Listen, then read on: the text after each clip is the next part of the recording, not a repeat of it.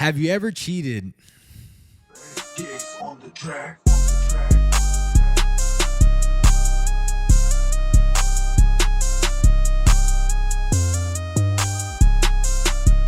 Welcome to another episode of the Common Podcast, where we speak upon common sense and realize it really isn't that common. Ladies and gentlemen, welcome back to another live Q&A.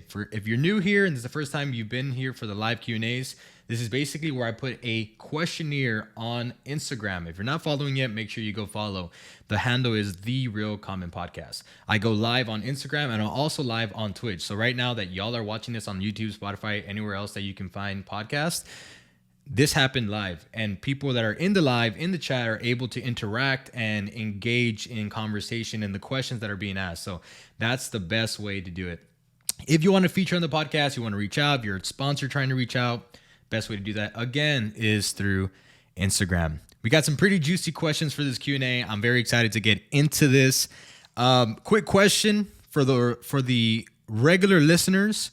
Is this something that you want weekly or bi-weekly? You want me to do it every 2 weeks, or do you like them every week? Honestly, I'm fine doing it either or. Do you think it's better spaced out, or if you think it every week? These are fairly easy to do, and y'all are pretty interested. I'm getting a bunch of questions every single week, so let me know what y'all think. But we're gonna get straight into the questions. I think that's everything that I needed to cover before getting in. But question number one: if you could turn back to time and talk to your 18-year-old self, what would you tell him?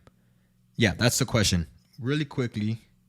Okay, so if I went back to my 18-year-old self, what would I tell him? I would say take that leap. I remember around that time, for those that don't know, I have a second podcast called The Outlier Podcast. I do it with my best friend, and around that time, we wanted to be big content creators. And as you know, we both make content now.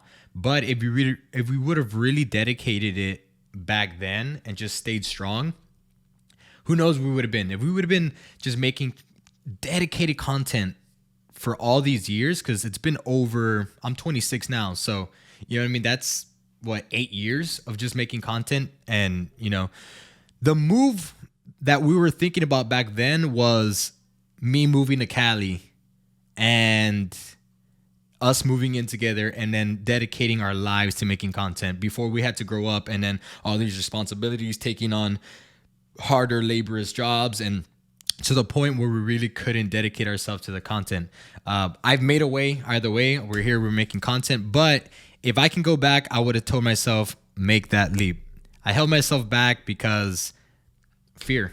I was going to be moving away from family. And also, I got into a relationship, which that, again, not their fault, my fault. I held myself back. So that is probably the biggest thing I would have told my 18-year-old self. Take that leap. Because if I would have done that, then again, that would have changed everything that I have now, right? Like I probably wouldn't be with my wife. I probably wouldn't be having a baby boy right now.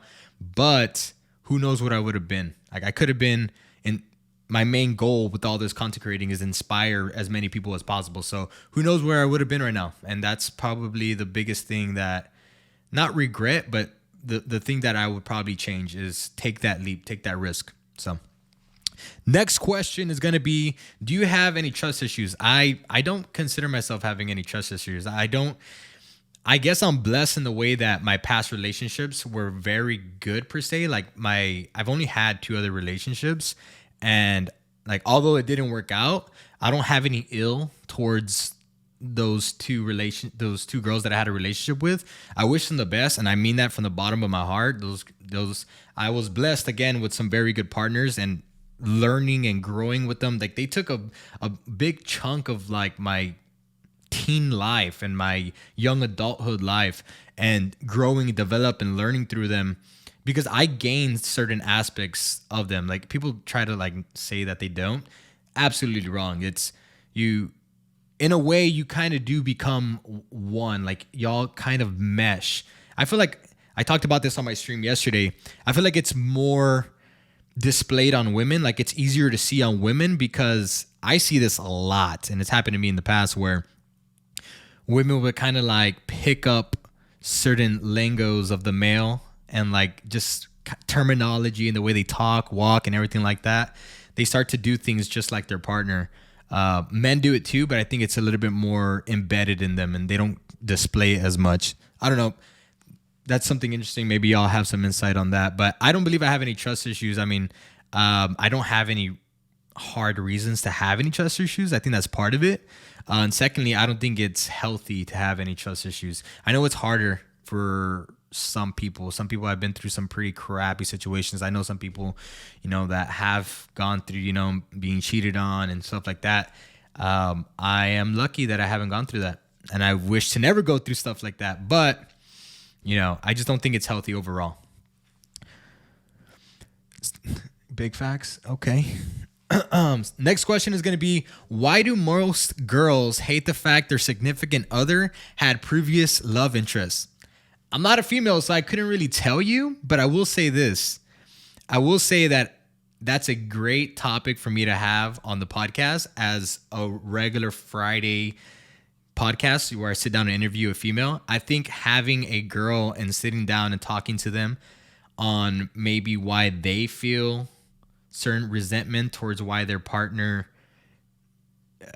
shouldn't have had love interest in the past. To me, I think to most males, that's pretty bizarre and like what did you expect, for me to be not have any interest before you? But I don't think that applies to every girl, right? Like I think that's that might be a stereotype that doesn't really exist in my opinion. Like I don't think girls actually expect their partner not to have any other relationships in the past or preferences or girls that they're interested in. Is that a real thing? I don't know. Maybe y'all can, tap in on that, but I just don't think that that's, applicable per se. Next question is B, do all guys have weird pregnant girl fetish? That's interesting. Is that like a real thing? I mean, I wouldn't say that I have, like, my wife's pregnant, right? And I still find her very attractive, but I wouldn't call that like a pregnant girl fetish. Like, is there guys out here just trying to pick out girls that are pregnant? Is that, that's kind of, that's a little odd. I'm pretty sure it's out there. I just don't think it's very prevalent. So I think my answer would be absolutely not. I don't know what y'all think. Ale, welcome to the live on Instagram. Anybody else on the live on Instagram, if y'all want to tune in through Twitch, is the best way to do it. I got some people on Twitch right now. Lindley says, nah. I'm pretty sure that's the one before that, girls don't expect their lovers to not have any love interest. They shouldn't, because they wouldn't be the person they are now in order to date them. I 100% agree. Like, you can't, a lot of people try to downplay their past relationships. And hey, Juan, welcome to the stream. A lot of people try to downplay their past relationships and say that their past relationships didn't do much for them. A complete lie. Like that's a huge part of your development as a person, right? When you're in a relationship, you spend a lot of your time, effort, energy, all these things into that person. You start to mold into them, and they have an effect on you in the long run. And I am a living testimony of that. As much as, maybe people might not want to hear, but like I've learned a lot from my past experiences and stuff like that. So I totally agree with that. All right, this is an interesting one. This is a scenario question, right? So if you're good friends with a couple and you find out one is cheating, what do you do? I'm curious as to know what y'all would do. Because me personally, I feel like it really depends on who I'm closer with. And typically for me, it's going to be the male, right? Like I'm usually going to have like a closer connection with the guy than I am with the girl.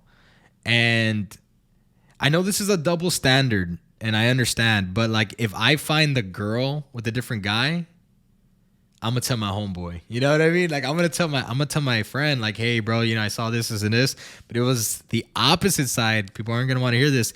I don't know what I would do. I probably wouldn't. I probably would just kind of keep it on the hush tip. I know that's kind of wrong, but what do y'all think? I think that's a tough question. I think females would do the same, vice versa, right? Like if they caught their homegirl doing some dirty stuff behind closed doors, and then as opposed to finding the guy in that situation. What do y'all think? Leave that in the live. Sam, welcome to the stream. Appreciate you tuning in. Let me know what y'all think about that. Next question is, what's the worst food? Okay, hold on. Before I get into that, if a person doesn't respect the relationship, then why would they respect your friendship? That's a good insight. That's some facts right there. I don't get too, I guess, to kind of like combat that a little bit.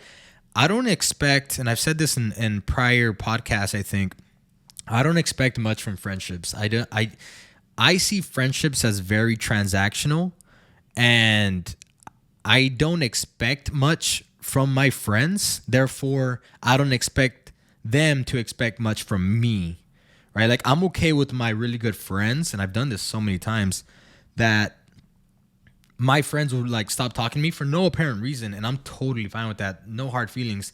And then eventually we kind of like get back to talking really cool again, like if nothing ever happened. And I'm okay with that. I know some people don't like, they get offended with stuff like that, but I see what you're saying, but I don't get invested into friendships and relationships like that. Obviously, if it's my significant other, it's totally different. But yeah, what's the worst food you've ever eaten?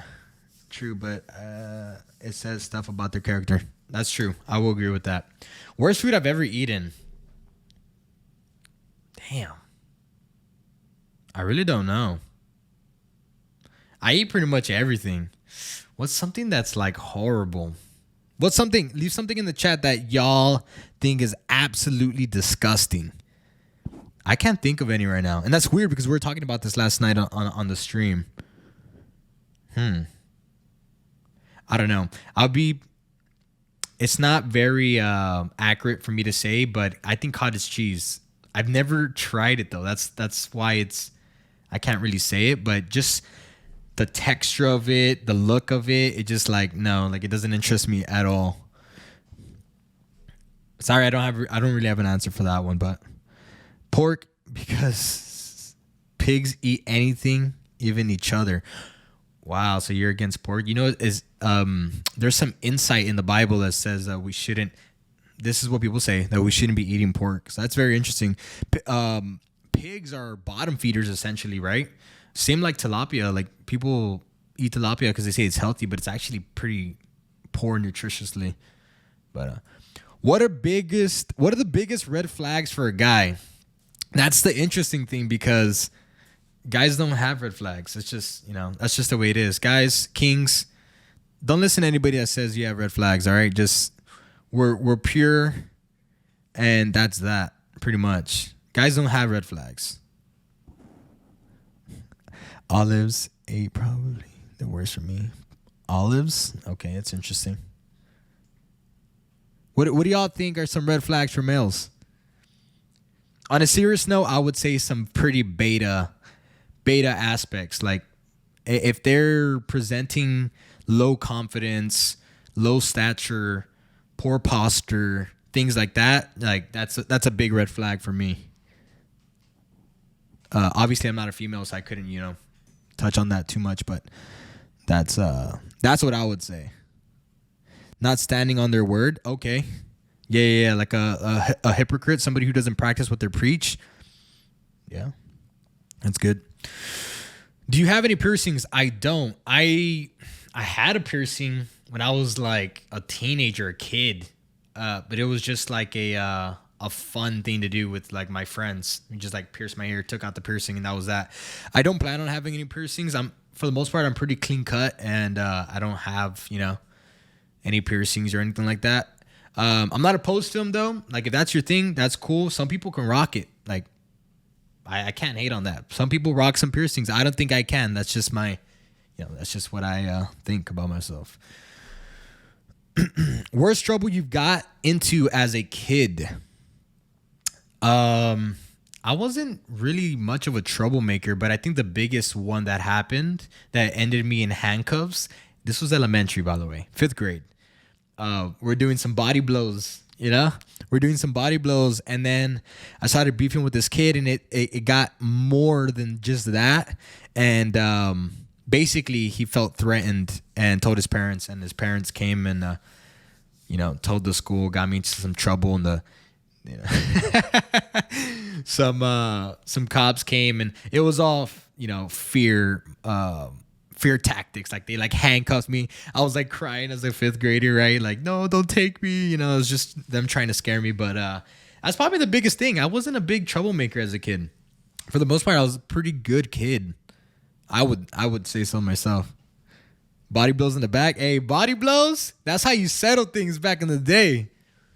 Now they don't even have recess. Would you ever get a tattoo? If so, what would it be? So, would I ever get a tattoo? I don't know, man. I'm always going. What I missed, just got out of work. Welcome to the stream, Freddie. You missed like about half the questions. Don't worry, we got quite a bit more.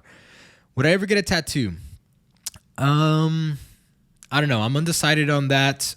I'm leaning more towards no. A lot of people say I would look good in tattoos, but I don't know.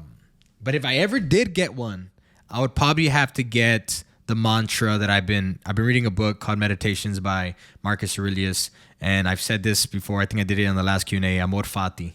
I think that mantra speaks volume, and learning about it has really changed the way my perspective about life has been. I don't think changed. I think it has enforced it, right? So that's I would probably get Amor fati somewhere where, you know, it looked good. I look jacked or something, you know. Have you ever cheated? Yeah, I think this is an easy question, right? Like, who hasn't? I remember one time in class, like I didn't know the answer to a test, and I took a peek, you know, to the person next to me, and I had to like get the answer. Who hasn't, you know, cheated on a test or something like that? I think that's something that a lot of people do, right? I think that's the the nature of that question, and that's that, right? This next question is very interesting because I don't know what exactly they're trying to ask. The question states introvert or extrovert. Now, I don't know if they mean who I'm more attracted to or who I would like to be more of. But I guess I answer both. For me, being more extroverted for myself is something that I would like. Well, I think I'm already pretty much extroverted. I mean, I'm putting myself out there on social media, but I think for me, it's very important because what I want to do is inspire people. Inspire till you expire, right? And you can't do that. What's all the knowledge that you attain useful for if you don't try to spread it out? So for me, definitely extrovert is the way to go. But if I'm looking for like friendships, relationships, definitely introvert. Like, my wife is extremely shy, like not outspoken, very humble. Like, that's just, and all my really good friends, they're not very extroverted. Like, they're very like, they're non-agreeable people. I talked about this on my stream. My closest people to me are very not agreeable, a little bit self-centered, don't expect much from me, and that's kind of like the way I like it. I don't like somebody who is just over the top, overly emotional and stuff like that. So I think someone who I'm attracted to, relationship or significant otherwise, is someone who is comfortable in their skin and doesn't have to reach out of themselves. So I would go with introvert for sure. Why? Don't you believe it balances you out?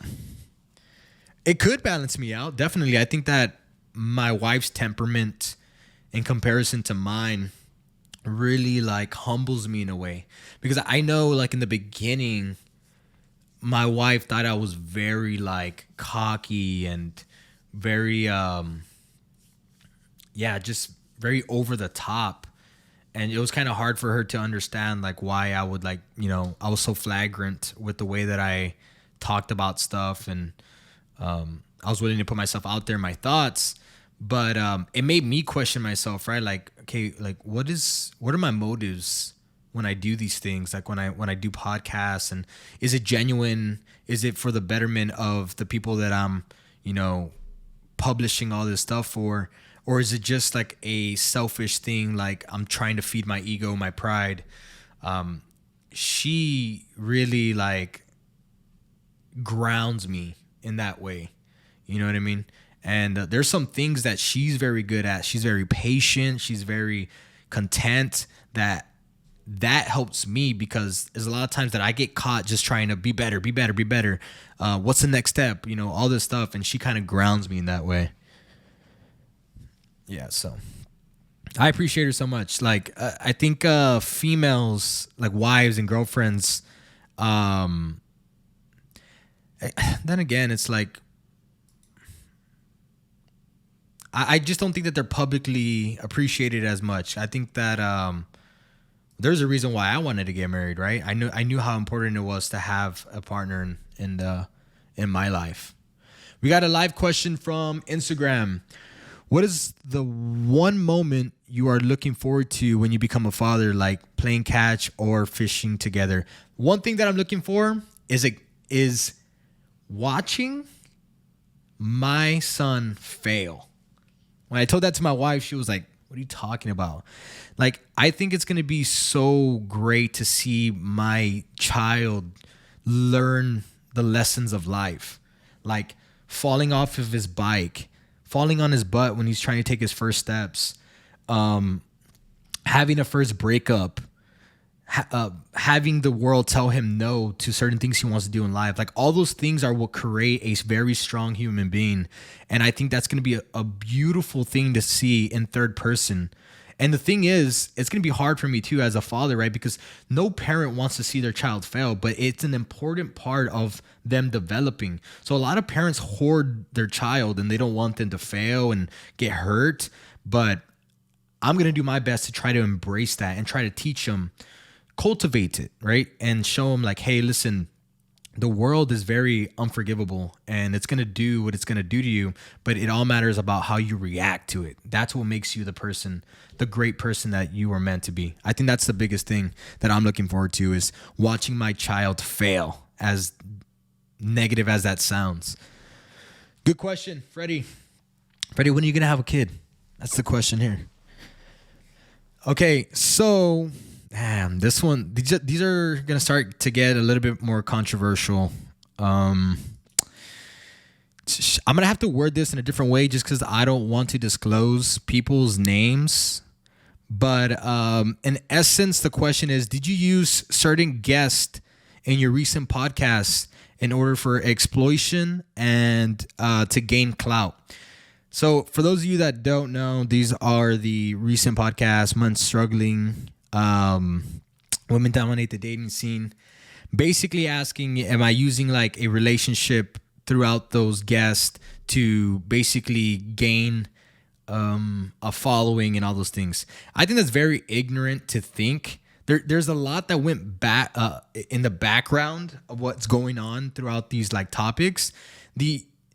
First of all, the women dominating the dating scene was actually suggested by the male that this person is referencing in the question was suggested by the male. And initially I wanted to have a couple on, but then when it came to actually recording the actual podcast, I realized that, there was a conflict within, the relationship, so I couldn't have it.